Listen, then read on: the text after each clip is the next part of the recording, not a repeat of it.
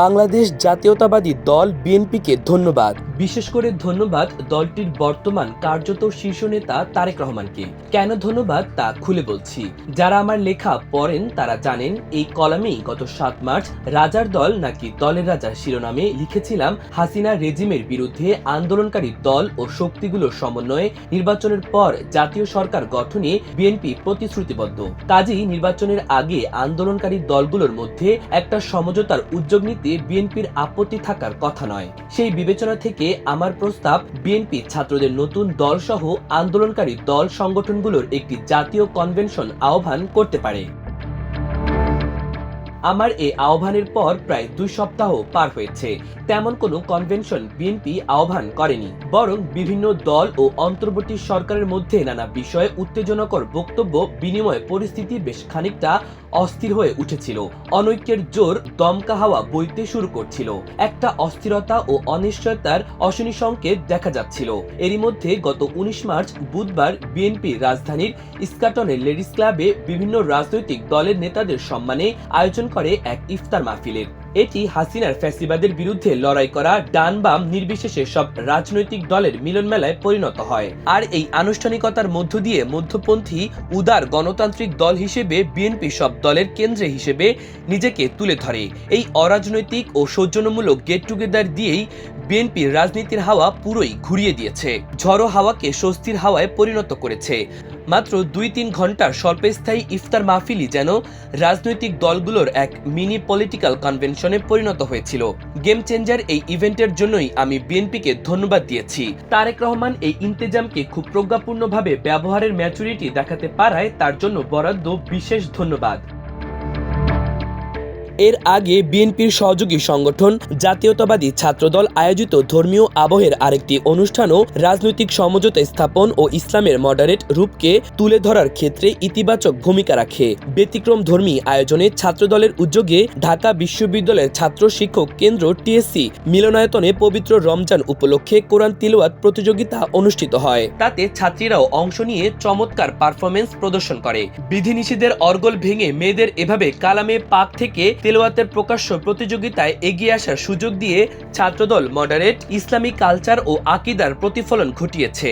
ঢাকা বিশ্ববিদ্যালয় ক্যাম্পাসে একটি প্রধান ছাত্র সংগঠনের এমন আয়োজন প্রচলিত ধারার বিরুদ্ধে এক সৃজনশীল অভ্যুত্থান বলা চলে। এটি তারেক রহমানের ভাবনাপ্রসূত বলে জানিয়েছেন উদ্যোক্তারা।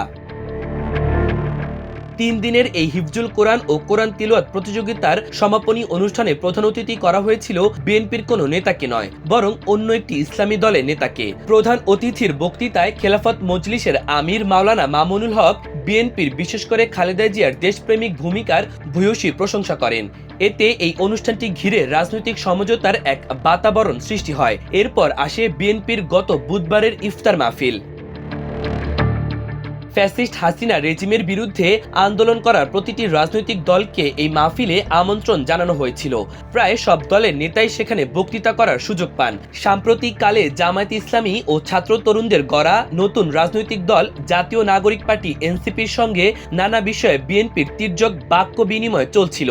সেই দূরত্ব ঘুচিয়ে উভয় দলের নেতাদেরও মাহফিলে বক্তৃতা করার সুযোগ দেওয়া হয়। তারা সবাই ঐক্য ও সমঝোতার উপর গুরুত্ব দেন। বয়ে যায় স্বস্তির সুবাতাস।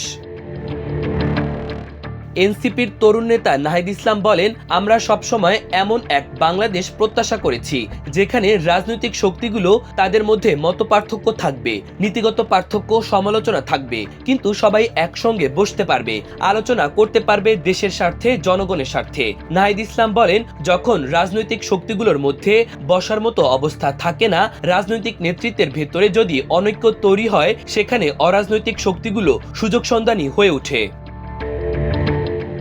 জামাতের নায়েবে আমির ডক্টর সৈয়দ আব্দুল্লাহ মোহাম্মদ তাহের বলেন, আজকে বাংলাদেশ একটা পরীক্ষার মধ্যে অগ্রসর হচ্ছে। 5 আগস্টে আমরা একটি বিশাল সফলতা পেয়েছিলাম। তার মূল ছিল সব শ্রেণীর মানুষের ঐক্য। আমি মনে করি বাংলাদেশের ভবিষ্যৎ বিনির্মাণে একটি সুন্দর সমৃদ্ধ রাষ্ট্র গড়ার জন্য এখনো জাতীয় ঐক্যই হবে সবচেয়ে শক্তিশালী হাতিয়ার।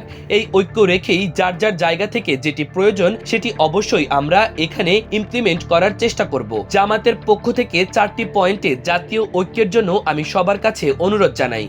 1. বাংলাদেশের স্বাধীনতা ও সার্বভৌমত্ব, এখানে কোনো আপোষ হবে না। 2. একটি টেকসই গণতন্ত্র। 3. একটি ফেয়ার নির্বাচন ও 4. দুর্নীতিমুক্ত বাংলাদেশ। মাহফিলের সভাপতির বক্তব্যে বিএনপি মহাসচিব মির্জা ফখরুল ইসলাম আলমগীরও রাজনৈতিক দলগুলোর ঐক্যের ওপর জোর দেন। তিনি তার দলের 31 দফা কর্মসূচি এবং দ্রুত জাতীয় নির্বাচনে তাগিদের যৌক্তিকতা ব্যাখ্যা করেন। প্রধান অতিথির ভাষণে তারেক রহমান সময়ের সেরা বক্তব্যটি দিয়েছেন। লন্ডন থেকে মাহফিলে ভার্চুয়ালি যুক্ত হয়ে তারেক রহমান বলেন, ধর্মীয় উগ্রবাদীদের অপতৎপরতা এবং চরমপন্থা নিয়ন্ত্রণে ব্যর্থতার পরিচয় দিলে উগ্রবাদী জনগোষ্ঠী এবং পরাজিত ফ্যাসিবাদী অপশক্তি দেশে আবার গণতন্ত্রের কবর রচনা করবে। অন্যদিকে গণতান্ত্রিক বিশ্বে ইমেজ সংকটে পড়তে পারে বাংলাদেশ। দেশের অসাম্প্রদায়িক গণতান্ত্রিক চরিত্র সমুন্নত রাখতে চরমপন্থা এবং ধর্মীয় উগ্রবাদী অপশক্তিকে প্রতিহত করার পাশাপাশি গণহত্যাকারী পলাতক মাফিয়া চক্রকে যে কোনো মূল্যে বিচারের সম্মুখীন করার মাধ্যমে বাংলাদেশে গণতান্ত্রিক বিধি ব্যবস্থা শক্তিশালী করাই হবে বিএনপি সহ গণতন্ত্রের পক্ষের শক্তির আগামী দিনের রাজনৈতিক বন্দোবস্ত। বিএনপির ভারপ্রাপ্ত চেয়ারম্যান বলেন, শুধু একটি জাতীয় নির্বাচন অনুষ্ঠানের জন্যই মাফিয়া সরকারের পতন ঘটেনি, এ কথা যেমন সত্য তার চেয়েও আরো চরম সত্য হয়তো একটা সুষ্ঠু নিরপেক্ষ নির্বাচন না করার জন্যই মাফিয়া সরকারের নির্মম পতন হয়েছিল। সুতরাং একটি নির্বাচনকে শুধু কোনো একটি রাজনৈতিক দল ক্ষমতায় যাওয়া না যাওয়ার বিষয় হিসেবেই বিবেচনা করার অবকাশ নেই। প্রতিটি সফল ও কার্যকর নির্বাচনের মাধ্যমে রাষ্ট্র ও সরকারের সঙ্গে নাগরিকদের গণতান্ত্রিক অধিকারের চুক্তি নবায়িত এবং রাষ্ট্রের সঙ্গে জনগণের মালিকানা সম্পর্ক গভীরতর হয়। তিনি বলেন, বিএনপি সহ প্রতিটি রাজনৈতিক দল মনে করে সংস্কার এবং নির্বাচন উভয়টি প্রয়োজন। সুতরাং সংস্কার এবং নির্বাচনকে মুখোমুখি দাঁড় করার কোনোই প্রয়োজন নেই। রাষ্ট্রের রাজনৈতিক নীতি ব্যবস্থাকে শক্তিশালী এবং কার্যকর করার উপায় শুধু সংস্কারের উপরে নির্ভর করে। রাষ্ট্রের রাজনৈতিক নীতি ব্যবস্থাপনা শক্তিশালী হয় প্রতিদিনের গণতান্ত্রিক চর্চার উপরে। বিশ্বের গণতান্ত্রিক রাজনৈতিক ব্যবস্থা শেষ পর্যন্ত রাজনীতিবিদরাই রাষ্ট্র এবং সরকার পরিচালনা করেন। জনগণের বিচার বুদ্ধির ওপরে আস্থাহীনতা প্রয়াস শেষ পর্যন্ত গণতান্ত্রিক বিধি ব্যবস্থাকে দুর্বল এবং প্রশ্নবিদ্ধ করবে। তারেক রহমান বলেন, আমাদের সবার চিন্তা ভাবনা হয়তো এক নয়, আমাদের মধ্যে ভিন্ন রাজনৈতিক চিন্তা রয়েছে, ভিন্ন দলমত রয়েছে, তবে মতে ভিন্নতা থাকা সত্ত্বেও আমরা কিন্তু সবাই একসঙ্গে বসেছি। এটাই আমাদের বাংলাদেশ। এটি আবহমানকালের ধর্মীয়, সামাজিক, সংস্কৃতি মূল্যবোধের এক অনন্য প্রতিফলন। তবে দুঃখজনকভাবে গত 1.5 দশকে ফ্যাসিবাদী শাসন শোষণে দেশের শুধু শিক্ষা ব্যবস্থা, রাজনীতি, অর্থনীতি এসব কিছুকেই ধ্বংস করে দেয়নি, বরং বাংলাদেশের আবহমানকালের ধর্মীয়, সামাজিক, সাংস্কৃতিক মূল্যবোধকেও ধ্বংস করে দেওয়া হয়েছে। সামাজিক সম্প্রীতি, ভ্রাতৃত্ববোধের বন্ধনকে নষ্ট করে দিয়েছে।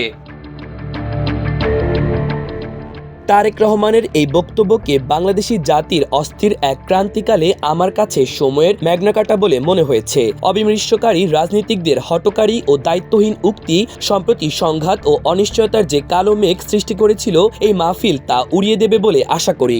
সংস্কার ও নির্বাচন ঘিরে যে দ্বন্দ্ব স্পষ্ট হয়ে উঠেছিল তারও নিরসন হবে বলে মনে হয়। বিএনপির পরিকল্পিত নির্বাচনোত্তর জাতীয় সরকারের একটা ছবি ওই ইফতার মাহফিলে ফুটে উঠেছে।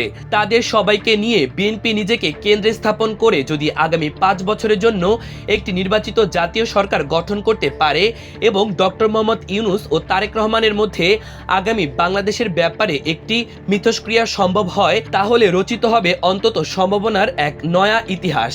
ডান ও বামপন্থা নয়, মধ্যপন্থী মডারেট রাজনীতি বাংলাদেশের জন্য সঠিক পথ সিরাতুল মুস্তাকিম। ডান ও বামদের দুই পাশে রেখে মধ্যপন্থী বিএনপিকে কেন্দ্রে হিসেবে ভূমিকা পালন করতে হবে। অহেতুক দ্বন্দ্ব, সংঘাত ও খোঁচাখুচির বালখিল্যতা ছেড়ে বিএনপি নেতাদের 21 শতকের জটিল বিন্যস্ত সময়ে ম্যাচুর ও দায়িত্বশীল ভূমিকা পালন করতে হবে। নীতি নির্ধারণী বিষয়ে হরে দরে সবাইকে মন্তব্য করা থেকে বিরত রাখতে হবে। কাউকে দূরে না ঠেলে ডান বাম সব দল ও তরুণদের নেতৃত্ব দিতে হবে বিএনপিকে। বুধবারের একটি ইফতার মাহফিল আমার মধ্যে জাগ্রত করেছে সেই আশাবাদ। এটা কি অতিরিক্ত বা অসম্ভব কোনো আশাবাদ? সময় মতো বিএনপি শুধু পারবে এ প্রশ্নের জবাব দিতে।